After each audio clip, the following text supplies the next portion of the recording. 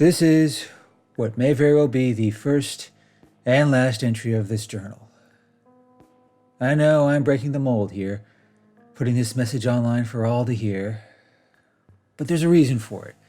A good, albeit distressing reason. And if you're listening to this right now, well, something has either gone very right or very wrong with me. How I got here is a bit complicated to explain. Now, some of it is pure circumstance, but most is simply the byproduct of my own choices. Choices I wish I could undo. Now, that's not uncommon for someone in my line of work. It just hits a bit harder this time around. You see, I've worked in law enforcement for a good 25 years. In that time, I've had many titles and duties. But I spent most of my career as a detective. First on a local level, and later on with the feds. Now, don't get the wrong idea. The job of a detective at my level is not that glamorous. Not much of it involves visiting gruesome crime scenes or interrogating dangerous suspects. Hell, most of it just involves paperwork, court proceedings, and everyday office work. But yes, I have seen my share of horrible crime scenes. And I've even sat just a few feet away from convicted serial killers. I won't say you get used to it. You can only be so comfortable sitting across from someone who bludgeoned their kid to death with a socket wrench. But do my job long enough, and you come to learn how to deal with people like that. Because make no mistake, there's a big difference between someone who kills by accident and someone who does it willingly, even eagerly. They may still be human like you and me, but something about them is just broken. They lack whatever it is that keeps most people from seriously harming one another. And over the course of my career, I have encountered a handful of deranged killer types. But I was rarely the one who dealt with them directly. My specialty was always helping to build the case that helped put them away. I would compile evidence, piece together timelines, and talk to witnesses and survivors, painting the clearest possible picture for the prosecution. That was the bulk of my job. But a less common duty of mine involved helping with missing persons reports. And honestly, it was my least favorite part of being a detective. Because, more often than not, a missing person doesn't involve a murder or a serious crime. It's usually just a cheating spouse, a rebellious kid, or some paranoid parent.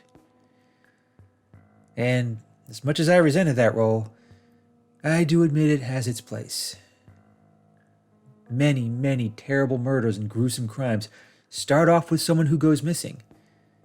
And, not surprisingly, or perhaps fittingly even, that's how I ended up here, agonizing over whether these will be the last words I ever get out.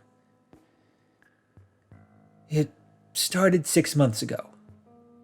I was working a double, having to cover the missing persons desk from someone who needed a personal day. You know, it's already past 10 at night at this point. It's also pouring rain outside. So I'm just at my desk, sipping my coffee, counting the hours down, thinking about my next fishing trip. But then this tall, disheveled 20-something comes stumbling in, demanding to speak to someone.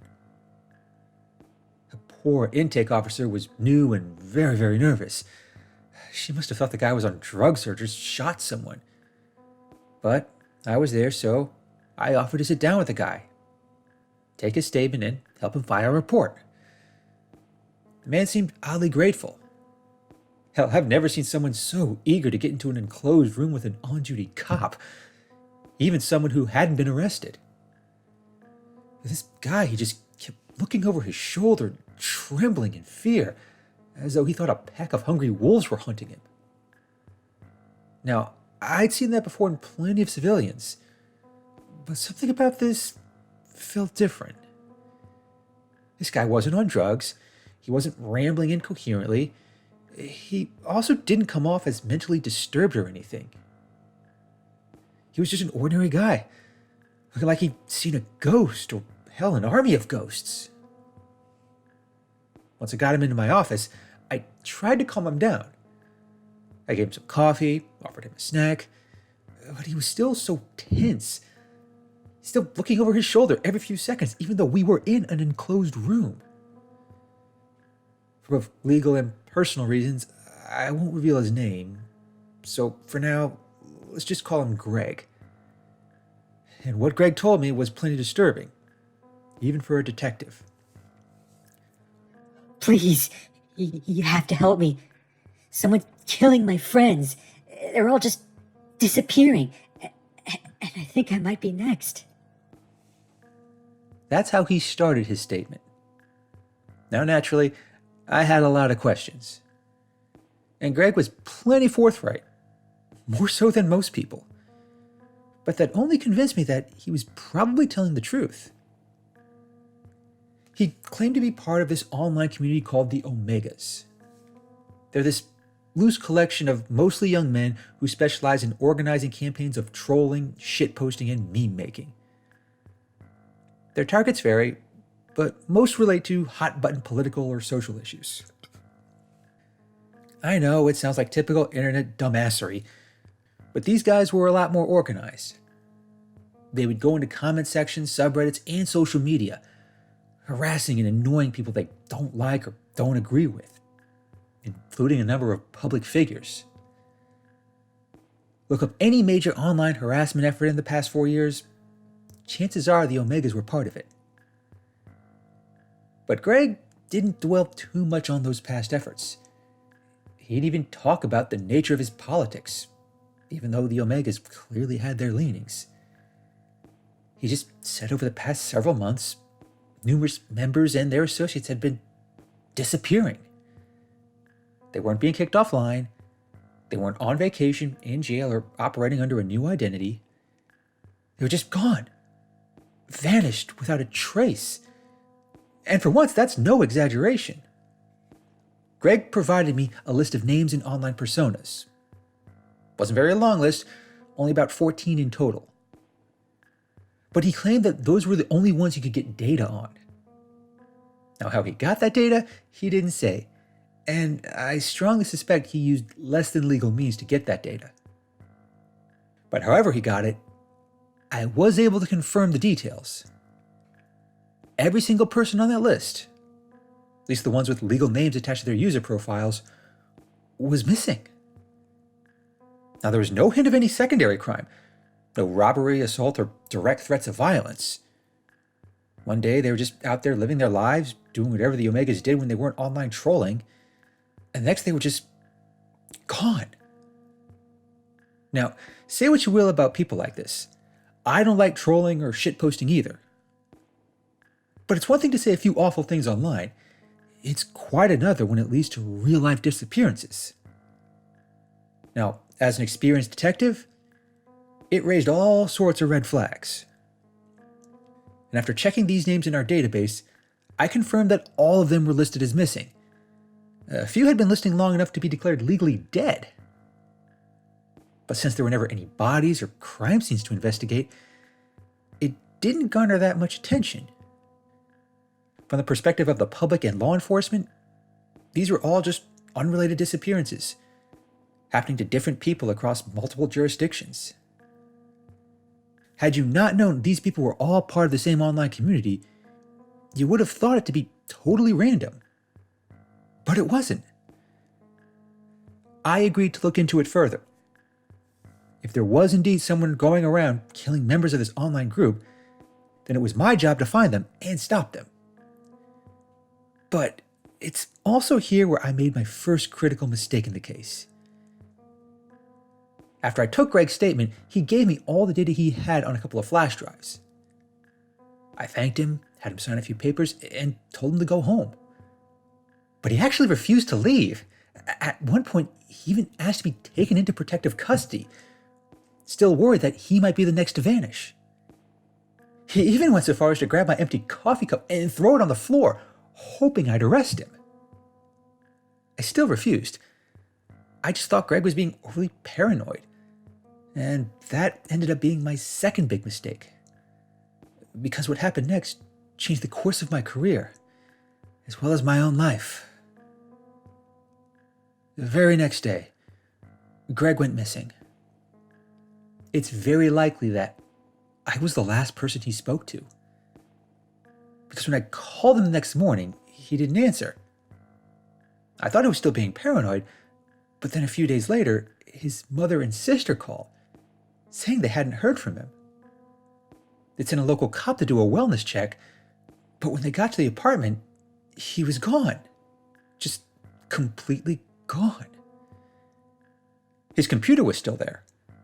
His wallet, phone, and car keys were still there. There was no hint whatsoever of a break-in or a struggle. No dents in the walls or stains on the floor. Greg just vanished without a trace. Now, the cop on the scene just shrugged it off as another missing person, and his family, understandably worried and anxious, kept hoping against all hope that he'd turn up. So naturally, I began to take the case a lot more seriously. The higher-ups at the department weren't ready to make this a major investigation just yet, but they did give me what I needed to dig a little deeper. Now, I didn't know it at the time, but I had already dug too deep, and it may have already sealed my fate. Over the course of the next 6 months, I investigated every name on the list Greg gave me. I also looked into the online activities of the Omegas, and it turns out Greg had vastly understated the nature of their activities. These guys really did take trolling and harassment to another level. The way they bombarded comment sections and Reddit threads was quite remarkable, and not in a good way. They were pretty darn vile with their remarks, especially if the target or story had a public face. On multiple occasions, I was able to trace their activities to large-scale doxing efforts, including a few that led to real-life harassment. Some cases were pretty disgusting. And at one point, they got a SWAT team to raid the house of a 17-year-old girl, which left her severely traumatized. And these guys thought it was hilarious. But as disgusted as I was by their behavior, I kept on digging, trying my best to remain objective. Even if I genuinely resented how the Omegas conducted themselves online, they were still people. There's a right way and a wrong way to deal with them in a civilized society. That's the entire purpose of laws and law enforcement. But at the same time, there's usually a process that goes into tracking a killer or a stalker, especially one who targets their victims. Now, if you know people are dying, and there's a strong indication that someone is behind it, there are usually patterns, clues, and connections involved. But these cases, they had none of that. Beyond the fact that there were no bodies, no witnesses, and no signs of any violence whatsoever, there was one critical detail missing from these disappearances: a personal touch. You see, when most people kill, be it a crime of passion or a spree killing, it's inherently personal. It has to be. Because taking another life, no matter how sadistic or cruel someone may be, there's a certain connection that comes with it, even if the victims are totally random. Every famous serial killer you've heard of, every killer that we in law enforcement deal with, those connections are often distinct. Like fingerprints or a signature, it helps tie someone to the act. Even if they're exceedingly careful at not getting caught, they still can't help but leave a mark or a pattern.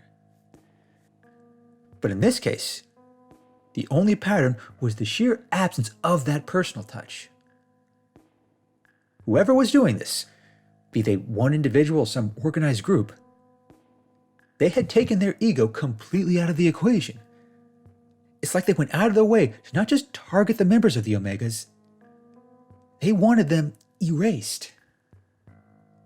They're just taking the Omegas out one by one, making them vanish in a way that leaves no body, no trace, and no hint of any struggle. But that, in and of itself, sends a message. And it's a damn scary one, even for experienced law enforcement. It's a message I kept coming across time and again the more I looked into this. For weeks and months on end, I traveled around, going to the homes of each victim, talking to friends, families, neighbors, and even enemies. The finer details of the stories were different, but the outcome was always the same. Someone from the Omegas was just living their life, appearing perfectly normal offline despite being aggressive trolls online. Then, one day, they just go missing, and they're never heard from again. A family or friend would report it to the local police.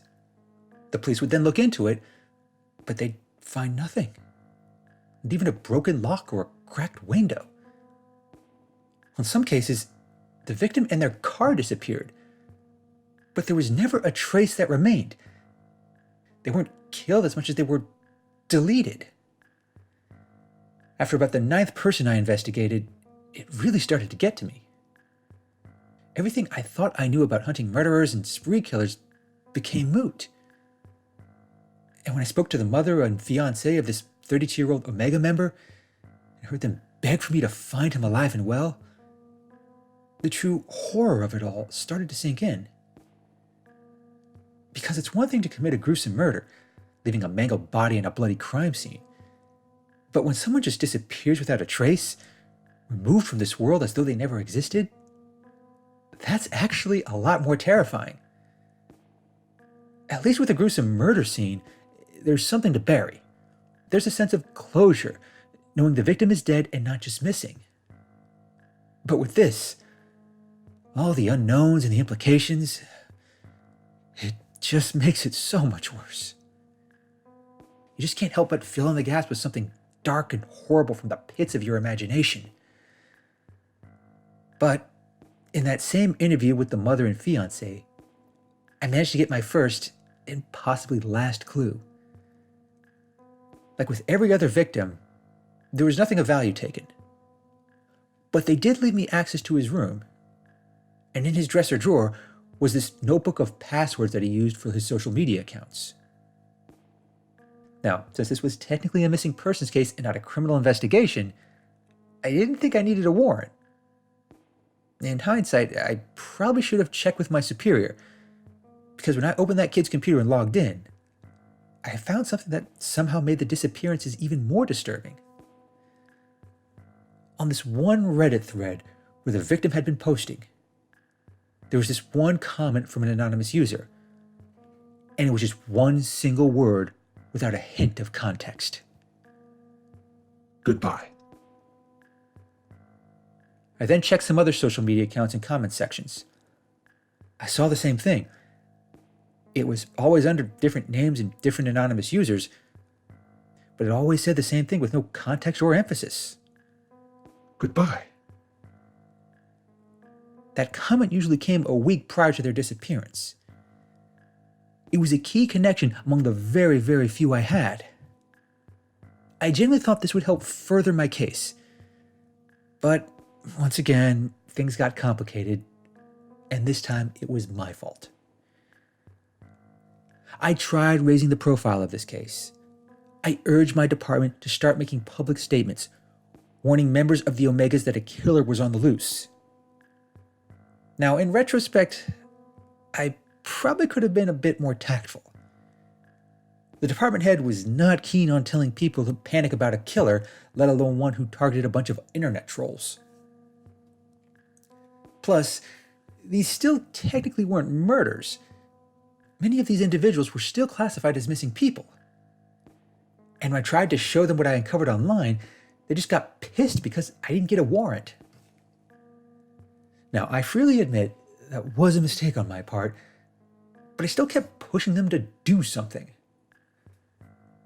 At first, they did give me a chance to find more proof. They put me in touch with our tech team, who tried tracing the mysterious goodbye comments. But every time they did, they just hit a dead end. In fact, most of the time, the comments and messages would just disappear, not unlike the victims themselves. Now, I'm not going to lie, That freaked me out even more. Eventually, it got to a point where the comments stopped altogether. But members of the Omegas kept disappearing. There weren't even any warnings or hints to follow at this point. Every few weeks or so, one of them would just up and vanish. Many members started taking note. Online, they became genuinely scared. They even set up a Discord server to communicate, hoping to keep in touch with one another in case one of them vanished. But that probably just made them disappear a lot faster. Because about a month ago, even the Discord vanished. I now worry the killer used that to track more victims, because the rate of deletions seemed to increase. Eventually, I found myself at a dead end. I could go out and investigate a missing Omega member all I wanted, but I'd just end up with the same result. One more member of the group being deleted from existence, leaving a bunch of worried and devastated loved ones in their wake. It got to me so much that it began affecting other aspects of my work. The department head grew so concerned that he ordered me to take some time off and hand the case to someone else. Naturally, I refused. I even cussed him out. And keep in mind, that's my boss. I probably should have quit while I was behind. But then, I had to go and make my dumbest mistake. I used the department website to send out a notification to the local news team about this case. Now, to be clear, I am not supposed to do that. In a lot of places, that's a fireable offense. But I thought if I could just get the word out, if I could raise enough awareness of these deletions, then maybe that would make a difference. Well, it ended up backfiring horribly. Because not only did the news team opt to not air the story, the feds put the whole case on hold, claiming I'd corrupted the investigation by getting the media involved. As punishment, they didn't fire me, but they did put me on unpaid leave. They weren't even going to let me in the building for 3 straight weeks. It probably would have been longer had I cussed my superior out a second time. So, after fuming about it at home for a few days, I thought it might be best to drop this case altogether. It clearly wasn't going anywhere. Even if there was a killer out there on the loose, deleting all these online trolls, they weren't going to leave me any more clues. They were not going to make the same mistakes that so many other famous serial killers made. Beyond just being difficult to catch, this approach to deleting their victims was so much more terrifying. It left potential victims living their lives in fear, just like Greg, never knowing when he would just up and vanish like all the others. And as for those other victims, well, I doubt anybody will ever know what truly happened to them. But, and this is where my story takes one last disturbing turn, I may soon find out. Oh, God. You see, a few days ago, someone slipped a piece of paper into my mailbox. I don't know who it was. I've tried looking into it, but I found nothing. All I know is that the piece of paper had just one word on it. Goodbye. Yeah, I've been very anxious for the past few days, to say the least. I haven't slept, I've kept all my doors and windows locked, and I'm always within reaching distance of my gun. But even with all these precautions, I can't help but feel it won't be enough. Because whoever is doing this, whoever they are, I know they'll eventually find me. They'll eventually delete me, like they did everyone else. And if that happens, there won't be a trace of me left. Nobody will ever know what happened to me. Nobody will ever find me. So I guess I'm making this in hope that it somehow gets out. Because my time may soon be up. For all I know, they're already here.